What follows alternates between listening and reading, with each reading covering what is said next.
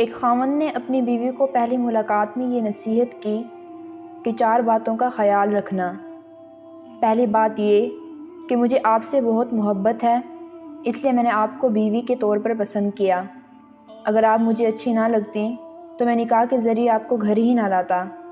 آپ کو بیوی بنا کر گھر لانا اس بات کا ثبوت ہے کہ مجھے آپ سے محبت ہے، تاہم میں انسان ہوں، فرشتہ نہیں ہوں۔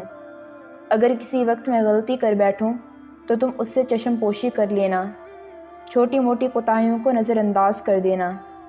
اور دوسری بات یہ کہ مجھے ڈھول کی طرح نہ بجانا۔ بیوی نے کہا کیا مطلب؟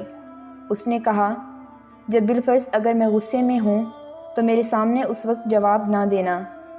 مرد غصے میں جب کچھ کہہ رہا ہو اور آگے سے عورت کی بھی زبان چل رہی ہو تو یہ چیز بہت خطرناک ہوتی ہے۔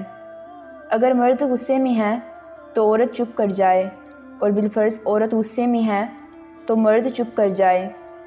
دونوں طرف سے ایک وقت میں غصہ آ جانا یوں ہے کہ رسی کو دونوں طرف سے کھینچنے والی بات ہے۔ ایک طرف سے رسی کو کھینچیں اور دوسری طرف سے ڈھیلا چھوڑ دیں تو وہ نہیں ٹوٹتی۔ اگر دونوں طرف کھینچیں تو پھر کھچ پڑنے سے وہ رسی ٹوٹ جاتی ہے۔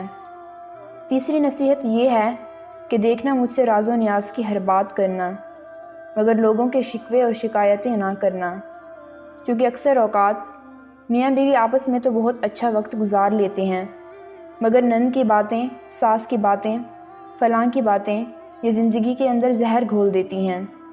اس سے یا تو دل میں محبت ہو سکتی ہے یا دل میں نفرت۔ ایک وقت میں 2 چیزیں دل میں نہیں رہ سکتی۔